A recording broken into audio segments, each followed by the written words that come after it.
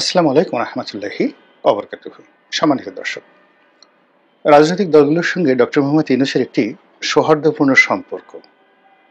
আরো স্পষ্ট করে বলতে গেলে, সরকার যে কর্মকাণ্ডগুলো করতে চাচ্ছে, অর্থাৎ সংস্কার করতে চাচ্ছে, নির্বাচন করতে চাচ্ছে এবং বিচার করতে চাচ্ছে সাবেক সরকারের, এই বিষয়গুলোতে যেন একটি রাজনৈতিক সমর্থন থাকে, অব্যাহত থাকে, এই কাজটি করার জন্য তিনি একটা কমিশন করেছেন ডক্টর মোহাম্মদ ইউনূস। এবং তার যতগুলো কমিশন তিনি করেছেন, সেই কমিশনের মধ্যে এই ঐক্যমত্য কমিশনটি এখন সবচেয়ে গুরুত্বপূর্ণ, শক্তিশালী। এর কারণ হলো এই কমিশনের প্রধান তিনি এটির হর্তাকর্তা। এবং বিভিন্ন কমিশন তিনি যেগুলো করেছিলেন, সেই কমিশনগুলোর প্রধান ব্যক্তিদেরকে নিয়ে, আপনি এটাকে একটা ক্যাবিনেট বলতে পারেন, কিচেন ক্যাবিনেট। তার যারা পছন্দের মানুষ, ডক্টর বদিউল আলম মজুমদার, তারপর তার পছন্দের মানুষ আলী রিয়াজ সাহেব থেকে শুরু করে অন্য যারা আছেন, সবাইকে নিয়ে তিনি নিয়মিতভাবে রাজনৈতিক দলগুলোর সঙ্গে বৈঠক করছেন। এটি আপাত দৃষ্টিতে যা কিছু আপনাদের মনে হচ্ছে যে এর মাধ্যমে একটা ঐক্যমত্য তৈরি হচ্ছে, কিন্তু বাস্তবতা হলো যে এর মাধ্যমে ঐক্যমত্য তৈরি হচ্ছে না, বরং জাতীয় ঐক্যমত্যের পরিবর্তে মতানৈক্য তৈরি হয়ে যাচ্ছে। কেন? এর কারণটা হলো রাজনীতিতে আসলে ঐক্যমত্য হয় না। এটা এমন একটা বিষয় যে একটা দলের মধ্যে, মানে বিএনপি বলেন, আওয়ামী লীগ বলেন, জামাত বলেন, তো দলের মধ্যে কেন্দ্রীয় কমিটি, জেলা কমিটি, বিভাগীয় কমিটি, ইউনিয়ন কমিটি, সেখানেও কোনো একটা বিষয়ে ঐক্যমত্য দলগুলো করতে পারে না। আর প্রতিদ্বন্দ্বী যে দলগুলো, তো সেখানে নির্বাচনকে কেন্দ্র করে বা ক্ষুদ্র একটি স্বার্থকে কেন্দ্র করে কখনো কখনো যাকে বলা হয় স্বল্প মেয়াদে তাদের মধ্যে একটা ঐক্য হয়। যেমন দেখা গেল একটা টেন্ডার পাওয়ার জন্য, নির্বাচনের একটা এলাকাতে প্রভাব বিস্তার করার জন্য, কিংবা দেখা গেল জাস্ট উদাহরণ একটা দেয়, যেমন ধরুন একটা এলাকাতে জামাতের প্রার্থী আছে, বিএনপির প্রার্থী আছে, আওয়ামী লীগের প্রার্থী আছে। এখন যে এলাকায় আওয়ামী লীগ প্রার্থীর জনপ্রিয়তা খুব বেশি, তো সেকেন্ড জনপ্রিয়তা ধরুন সেখানে বিএনপির আছে, তো সেক্ষেত্রে করে কি, জামাত এবং অন্যান্য ছোট ছোট দলগুলো যদি আওয়ামী লীগ তাদেরকে ম্যানেজ করতে না পারে, তাহলে তারা এই বিএনপিকে সাপোর্ট করে। আবার কোনো কোনো জায়গাতে দেখা গেল যে জামাত বা অন্যান্য যে দলগুলো, তো একটা আসনে গিয়ে জামাত এবং বিএনপির যারা সাপোর্টার রয়েছে তারা একত্রে কাজ করছে আওয়ামী লীগের বিপক্ষে। ঠিক একই নির্বাচনী এলাকায় অন্য একটা এলাকায় গিয়ে দেখা যাচ্ছে যে আওয়ামী লীগের লোক, জামাতের লোক একত্র হয়ে বিএনপির বিরুদ্ধে কাজ করছে। তো এটা হলো নির্বাচনের মাঠে একেবারে রূঢ় বাস্তবতা। বাংলাদেশের 3টে আসনই এরকম। যদি এক একটা আসনে 400 মানে 400 কেন্দ্র থাকে, তো 400 কেন্দ্রেই কিন্তু 400 রকমের মেরুকরণ হয়ে থাকে। আমরা যারা ভোট করেছি আমরা এই জিনিসগুলো দেখেছি, হাড়ে হাড়ে টের পেয়েছি। 2 নম্বর হলো যে নেতাকর্মীদের মধ্যে আধিপত্য বিস্তার নিয়ে ঐক্যমত্য হয়, এলাকার দখল নিয়ে প্রতিপক্ষকে দমন করা নিয়ে তাদের মধ্যে ঐক্যমত্য হয়, এবং সেই ঐক্যমত্যের সাথে দলীয় কোনো বিষয় থাকে না, ওটা অ্যাবসলিউটলিও স্থানীয়ভাবে এই ঐক্যমত্যটা হয়। থার্ডলি হলো স্বার্থ সংশ্লিষ্ট চাঁদাবাজি, টেন্ডারবাজি ইত্যাদি ক্ষেত্রে হঠাৎ করে দেখা গেল যে প্রতিপক্ষ মানে তাদেরকে দমন করার জন্য, তাদেরকে পরাজিত করার জন্য একটা ঐক্য হয়ে যায়, অর্থাৎ সেখানে যে বেশি শক্তিশালী হয়।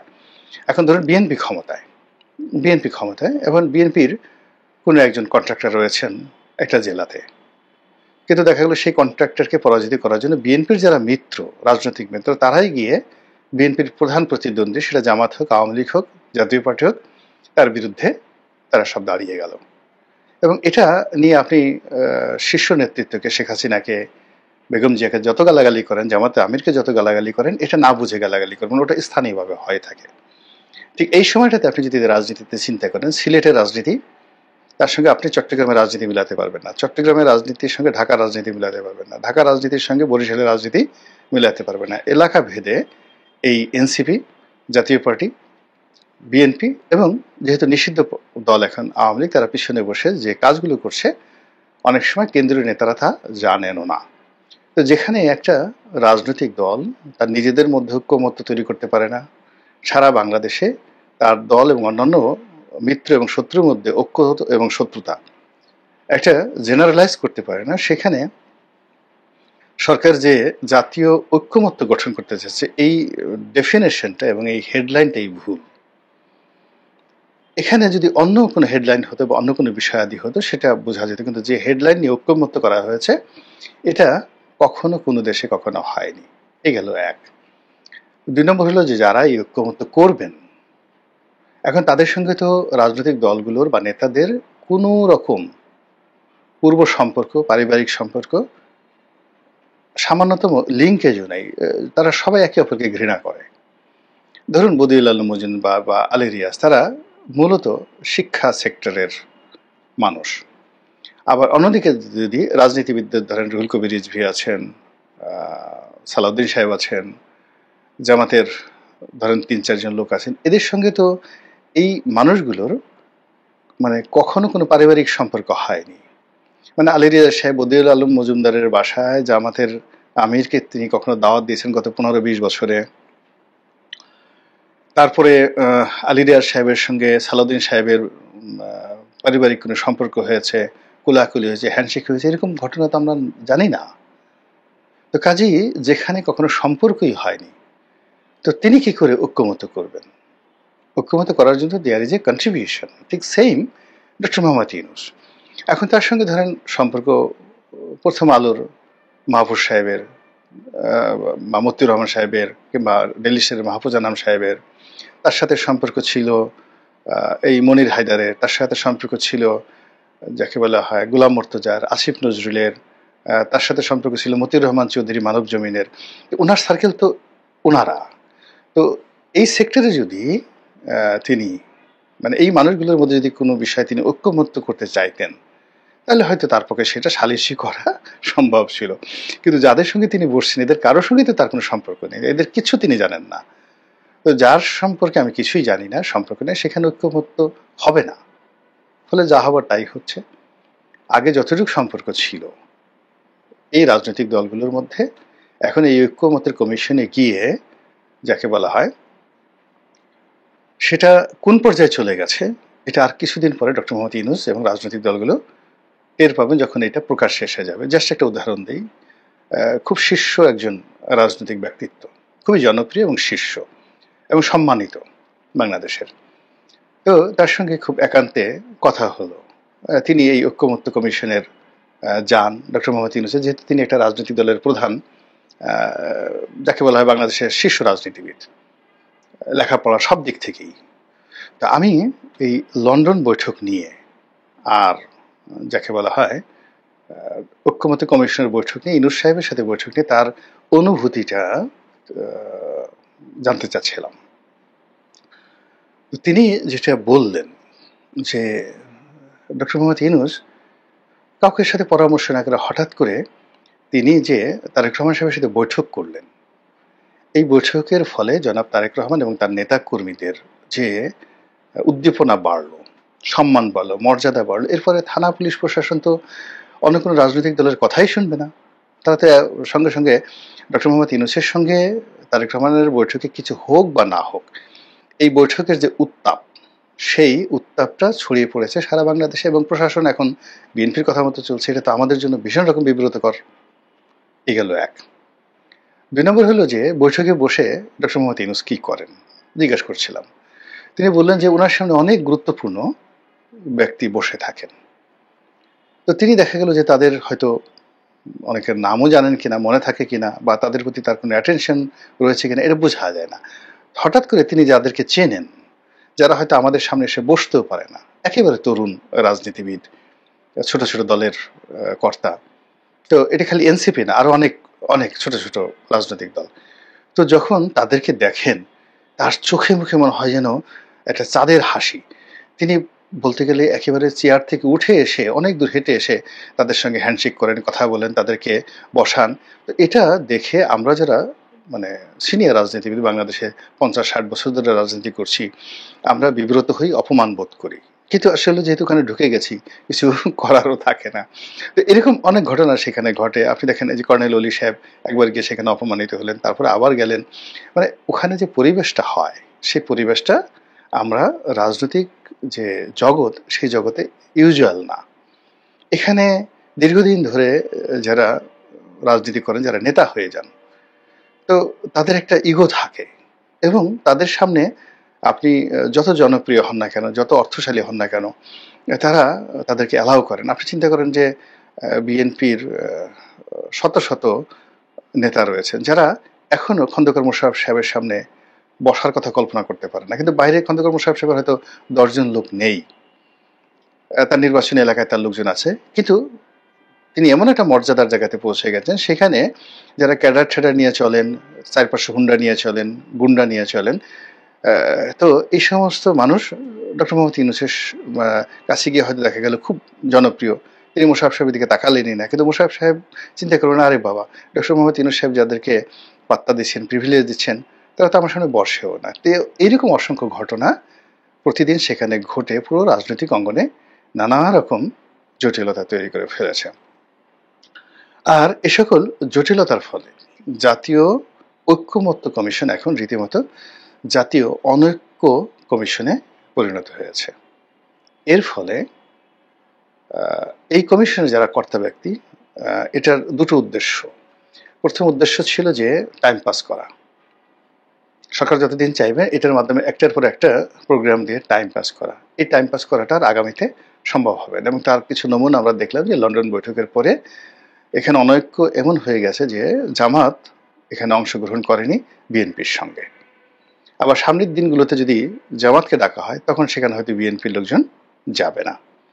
আবার এবার দেখলাম যে এবার যে সর্বশেষ বৈঠক হলো, অন্য সময় যে বৈঠকের একটা অবস্থা থাকে যে যারা হোস্ট মানে কমিশনের যারা কর্তা ব্যক্তি, তারা এখানে একটা বিরাট মঞ্চে সাজিয়ে সে মঞ্চের উপর বসে তারপরে ঐক্যমত্য কমিশনের যারা ইনভাইটি, যাদেরকে দাওয়াত করা হয়েছে, তারা তাদেরকে সামনে বসে তাদেরকে বক্তব্য দেওয়ার সুযোগ দেওয়া হতো এবং তারা দাঁড়িয়ে দাঁড়িয়ে বক্তব্য দিতেন। এখন এইবার দেখলাম যে যারা ইনভাইটি তাদের আপগ্রেড হয়েছে, আর ওদের যে একটা ভাবসাব ছিল মঞ্চে বসার, সেটা নেমে আসছে। এখন তারা সবাই একই কাতারে বসছেন, সমতা লক্ষ্য করা যাচ্ছে। এটা যদি প্রথম দিন হতো কোনো সমস্যা ছিল না, কিন্তু এখন যেটা হলো সেটাতে আসলে যারা উদ্যোক্তা তাদের যে ভাবসাব ছিল সেটা কিন্তু এখন আর নেই।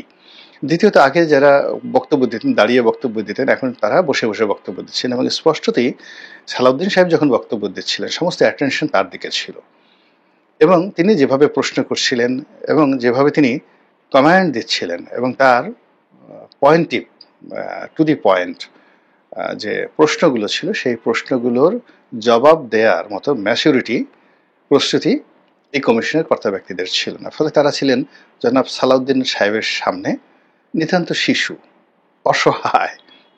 তো এই যে রাজনীতি, এখন সালাউদ্দিন সাহেব ধরেন তার দলে শীর্ষ নেতা, তো এখানে বিএনপিতে সালাউদ্দিন সাহেবের মতো অন্তত পক্ষে 100 লোক আছেন যারা একই ভাষায় আরো সুন্দর করে কথা বলতে পারেন। কিংবা বিএনপির যে সমস্ত লোকজন আছেন যারা কমিটিতে নেই কিন্তু বিএনপি করেন, তাদের লেখাপড়া, তাদের জানাশোনা, তাদের ব্যক্তিত্ব, তাদের সামাজিক অবস্থান, তো তারা যদি ওই ঐক্যমত্য কমিশনে যান, উপস্থিত থাকেন, তো তাদের সামনে আসলে ঐক্যমত্যের যারা লোকজন তারা মাইক ধরে কথাই বলতে পারবেন না। There are many many people BNP করেন, এরকম অনেক লোক আছেন, কেবল তারা গিয়ে যদি ওখানে গিয়ে বসেন, তাদের সামনে মানে মাইক ধরে কথা বলার মতো সাহস, শক্তি, দক্ষতা, ব্যক্তিত্ব এটা ঐক্যমত্য কমিশনের নেই, ইভেন ডক্টর মোহাম্মদ ইউনূসেরও। তো এরকম লোক মানে আপনি এখানে একটা অসম জিনিস হয়েছে। এই অসম জিনিস করার ফলে কি হচ্ছে, না হবে টাইম পাস, না হবে কোনো সিদ্ধান্ত, না হবে কোনো ঐক্য, ফলে যা হচ্ছে সেটা হলো জাতীয় অনৈক্য। যত তাড়াতাড়ি সম্ভব এখান থেকে একটা যতটুকু ফলাফল আসছে, এটাকে যত তাড়াতাড়ি সম্ভব যদি উভয় পক্ষ অর্থাৎ যারা স্টেক হোল্ডার আছেন তারা এবং যারা কাজটা করছেন তারা এটাকে সমাপ্তি ঘটান উইদিন 1 মাসের মধ্যে 1টা 2টো বৈঠক করে, তাহলে সবার মান সম্মান বাঁচবে। আদারওয়াইজ এখানে এমন কিছু হবে যেটা বাংলাদেশের ইতিহাসে এই যে যারা করছে তারা কল্পনাই করতে পারে না। আপনি দেখেন বেগম জিয়া বসে থাকেন, শেখ হাসিনা বসে থাকেন, তার সামনে গিয়ে মারামারি। এবং সে মারামারি কি, আপনি যে সমস্ত লোকেরা মারামারি করে, আপনি জাস্ট একটা উদাহরণ দিই। 88 মানে 86 নির্বাচনে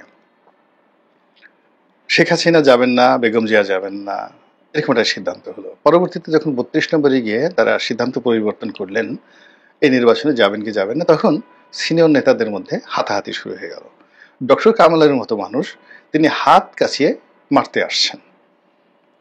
তার কথার যারা প্রতিপক্ষ উনি তো রাগ হয়ে গেল, খামোশ এইভাবে বলে তিনি ঘুষি দিতে আসছেন। আবার তার দিকে ক্ষমা জাহাঙ্গীর হোসেন সাহেব এবং তার যারা লোকজন ইয়াং তরুণ তুর্কি, তারাও আবার ডক্টর কামালের দিকে তেড়ে যাচ্ছে, আজকে তোকে মেরেই ফেলবো। শেখ হাসিনা বসে আছে। এই সেম ঘটনা বিএনপি অফিসে ঘটে, অন্যান্য রাজনৈতিক দলের অফিসে ঘটে। চেয়ার ছোড়াছুড়ি মারামারি তো আমরা দেখি।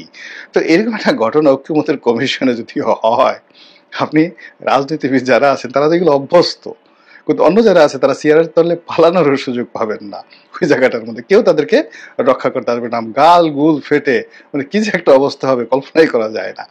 তো কাজেই রাজনীতির যে মন্দ দিকগুলো, এই মন্দ দিকগুলো যদি মাথায় রেখে তারা এগোন, কাজ করেন, তাহলেই আশা করি ভালো ফলাফল আসবে। আল্লাহ আমাদের সবাইকে হেদায়েত দান করুন এবং হেফাজত করুন। আসসালামু আলাইকুম ওয়া রাহমাতুল্লাহি ওয়া বারাকাতুহু।